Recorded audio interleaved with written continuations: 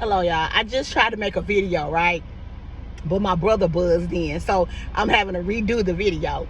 But this is a separate video I'm going to upload, and I wanted to talk about relationships and get y'all opinion about relationships with the opposite sex, with friends, family, all of it, and your mental health and your well-being. The reason why I just been hearing a lot, I have been having a lot of people come to me and talk to me about their relationships and about what they've been going through with their the person whom they are with, opposite sex, or relationship issues with people in the family, just different things that I have been listening to. And my take on it, oh my goodness, wait a minute. My take on relationships. I've been in multiple relationships, and of course I'm not with anyone now, and you see they didn't work. But I did learn a lot. What did I learn? I learned that, one, you need the spirit of discernment when it comes to relationships, because you have to discern who that person is. And the spirit of discernment just is being able to detect whether this person is good or has good or evil intentions towards you, if they're a good fit for you, if they're suitable for you, if it's a good match. That's what that is. Two, taking it slow. A lot of us, sometimes you meet somebody, and most of the time women or men are ready to just go ahead, and they've been dating went on 3 dates, and they ready to, you my woman, I want you to be my woman. Oh, I want to be with you. I'm in love with you. And it be like a month or two. No, first of all, you need to take it slow. Third, we need to date around. You don't need to date one person. You need to date multiple people. I didn't say have sex with them, but I didn't say have sex, but I said date multiple people, which means you're getting to know different people. You're talking to different people. You're experiencing different people. You're mingling with different people, so you can see who you like the best. So I've learned a lot with relationships. Some people I've taken it too fast with. Another thing, sex, no sex. Keep that off the table. Definitely. Really, we're supposed to wait till we're married. So I'm going to say marriage, which I'm not going to say I've always waited, but marriage. But I haven't in the past. But I'm just telling you that's the right way to do it. I'm going to tell you the God way. But keep that off the table, because when people start having sex, it's like you get these emotions and these mixed emotions and these feelings that seems like you can't rid yourself from. And then sex also creates soul ties. When you have sex with someone, that causes soul ties, y'all. So sex should be off the table, but definitely discern the person. 2, take it slow. 3, date other people. And 4, no sex. That way you can get to know the person. You can get to know their character. You can get to know their behavior. You can get to know their flaws. You can get to know their beliefs, if they believe in God, if they are a heathen, or if they are a person who believes in God. They might be a pedophile or a rapist. They might be a killer or a dealer. You need to know what this person is into.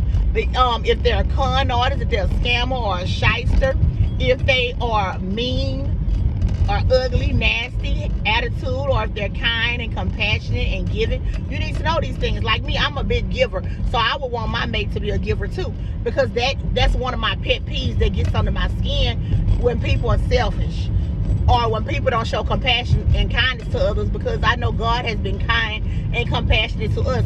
Just the fact that we woke up today shows you that he's been kind and compassionate to us. So that's why that's one of my pet peeves, that the person is kind and compassionate and also a giver. But everybody's not like that. That's why you have to kind of like test the water. You just put your pinky toe in and you test it, like you do when you're getting a foot massage, or when you're getting in the tub, or when you're washing your hair. You gotta put your feet in, and you just keep trying to see if it's hot or see if it's the right temperature. And that's what you do.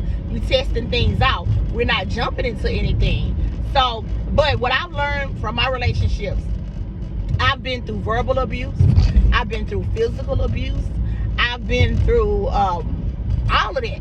And the verbal abuse hurts as well as the physical abuse. It wasn't constant physical abuse, but it was like 1 or 2 times, and I was like, oh no, I can't be in this relationship. You violent. And I got out, you know. So it wasn't no repetitive thing like he beat me upside my head every day or every week. Nah, because I was like, oh, the devil is a lie. So is his mama. I ain't standing up in this. So even my relationship I had with my child's father, it caused me, I allowed it to cause me to eat my way to 360 pounds, because before I met him, I was in my early 2s. But after I got with him, it's like my weight just grew or plummeted to like 360 because I was depressed, and I let my emotions with him wanting to be a player or a cheater or promiscuous or whatever he wanted to do, play the field, I let it get to me. I let it affect me. So I was at fault for letting it affect me. But as you know, we learning as we're going. So we're learning as we're growing. I had to learn, and I was in my late 20s, about 27 when I got pregnant with my daughter Gabrielle. So I had to learn as I've been going that, you know, I can't let people's things, the things that they do affect me emotionally, because at the same time I have to protect myself. And that's another thing with relationships, friendships, family relationships, relationships with the opposite sex. Need to have boundaries, because people will tramp all over you if you let them. If you let them misuse your body and come have sex with you all the time, they will. If you let them just come over your house and interrupt your peace, they will. If you let them just borrow money from you and don't pay it back or whatever, they will. So you have to keep that in mind too. People will take advantage of you. They will take advantage of you if you let them. So you have to have boundaries in relationships, friendships, opposite sex, whatever. You have to make sure you got boundaries, because if not, a lot of times I let these men, friendships, I'm gonna start with the men. My relationships with the men I've been with in the past, I allowed, a lot of times, I guess because of self-esteem, I really didn't know that I was supposed to esteem myself, but because I didn't have it done, so I didn't know any better. I didn't know anything about affirmations or declarations about applying the words to my life. But I allowed a lot of them to do verbal abuse, or verbally abuse me or mistreat me. And as y'all can see, I'm a beautiful girl. I have no business letting a man mistreat me. But anyway, I'm just saying that. Let me stop being cocky. I'm just playing. But I'm just saying, so I allowed them to do that. Why? No self-love. I wasn't affirmed at home. Maybe my mother didn't know. I'm not gonna blame her, but she didn't know, you know. So I didn't know anything about, you know, self-esteem and self-worth and value in myself, and knowing that I was worthy and I have purpose and all of that. But you know, I had to learn as I went. But yeah, most of my relationships were verbally abusive, mostly verbally abusive and cheating. A lot of cheating and verbal abuse. That's what I dealt with. But I had to, you know, I started talking to God and having a conversation with God, because I did have a little knowledge of going to church and then finding out, seek out God. So when I started seeking him and wrote him a letter like in 2009 or 11 and told him I needed help with my situation with my son, because my son had a diagnosis of ADHD, bipolar, but we believe God for his healing. But that's what the doctors say, but I say he's healed. So when I started calling out and writing to God and telling God I wanted my son to be healed, I wanted him to help me, and wrote him a letter and told him I wanted to go to church more and I wanted to grow closer to him, and I just wanted to learn more. God worked it out where I started going to church more. I started seeking him more, and I've been growing over the years. Thank you, God. Is my son all the way there? No. Am I all the way there? No. I mean, we all work in progress, but at the same time, that's when I started seeking God, because I was up to here, my wits end, with all the problems I was having with my son, with my child's father. He was running amok and doing what he was doing, and I was just tired of him not being there as support, as co-parenting with me, with Gabby. He was not there, you know, physically. You know, he just was a presence, like he would be there, but he wasn't really helping. And he never really matured as a man. He was older than I. He was like 13 years older than me, but he never really was mature. He wasn't mature. He just wasn't mature to be a man. So, but that was my choice. So, you know, I have to live with my choices, and I take accountability for the choices that I made being with him. I had to stop right here. I'm at DD's, but I'm gonna finish this video. So I have to take accountability for some of the things that I did. And we can blame the men or say this or that about the men, but at the same time, we are the ones who chose these men. So it's all good. I had to learn as I went through, and I'm still in the healing process. I'm healing every day from all the things I did, you know, and it was my choice, and I'm learning that. Keep in mind, these are our choices, y'all, when we choose these people, whether it's a friend, whether it's a man or a woman. We choose these people in our life. You have the power. We have the power to let people in or close them out of our life.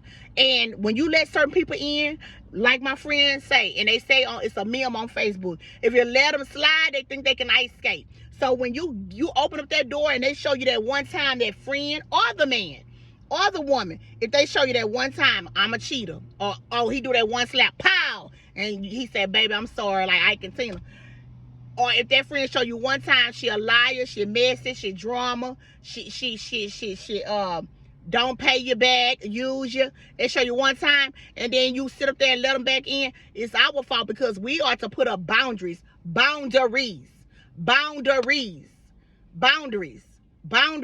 And I'm learning more about boundaries. I'm learning. Like now, I'm moving.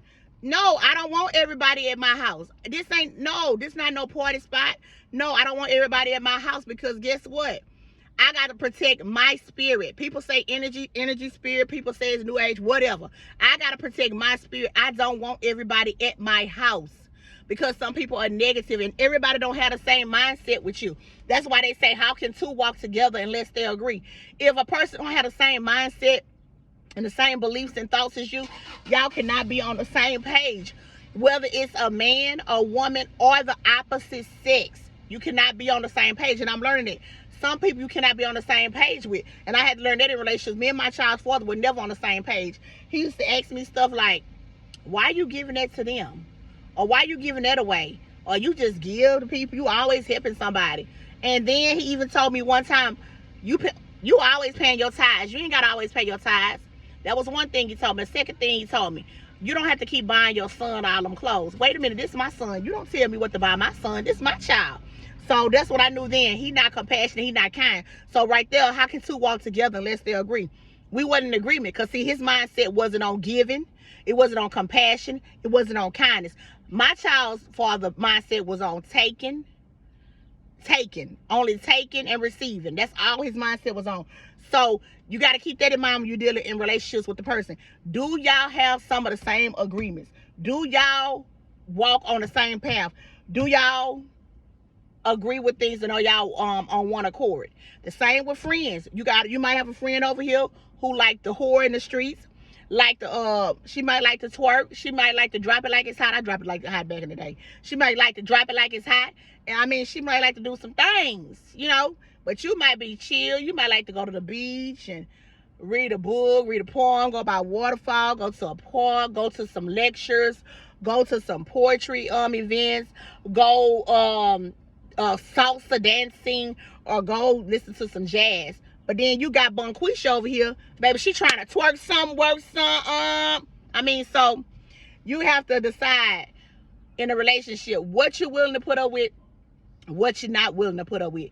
And it's just, I just wanted to come on here and talk about relationships, because I learned a lot, and I grew a lot. I made some unwise decisions in my life, and still learning with friendships and with men. I let men use me as far as just sex or for a place to stay. Just men, friends use me for rides, maybe for money or for whatever. So I just tell y'all on here, be very, very cautious when it comes to anyone you meet. I'm talking everyone. It could be anywhere.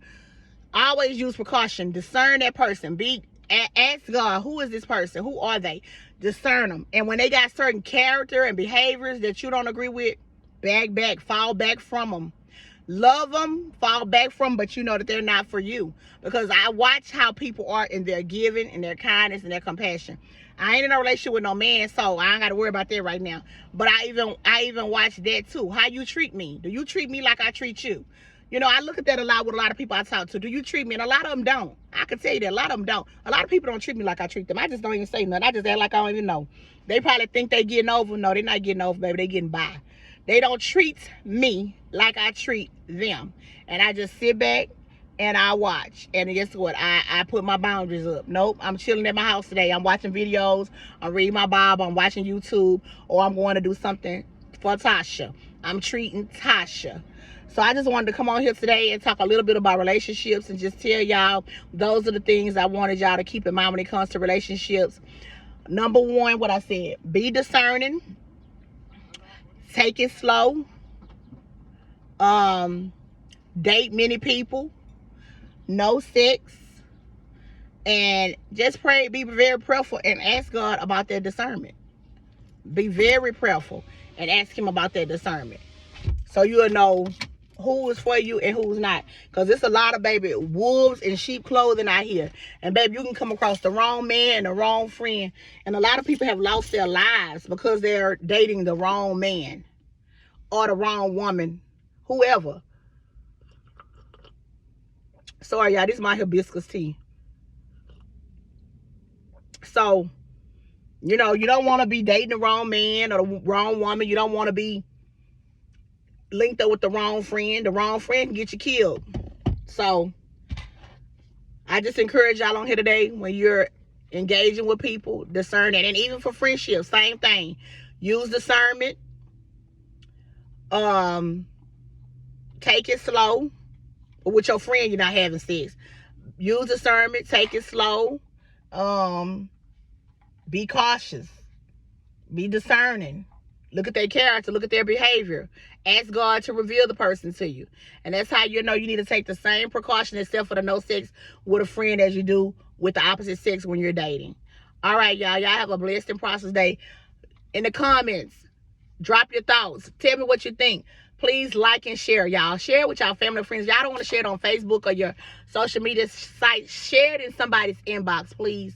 I'm trying to grow my channel. Y'all love me, then y'all will share. Sharing is caring. Please share my video. I just want to grow my channel. I want people to get the message. This message can probably help somebody. I'm being my most authentic, true self. You know, I'm laying everything out on the table, telling people my experiences, sharing stuff with y'all. So I pray that you can like and share somebody's messages or text messages if you don't want to share on your social media platforms. And let me know what you think. Let me know some more topics y'all want to talk about. Let me know what you experienced in your relationships with friends or with the opposite sex. Have a blessed day, y'all. Take care.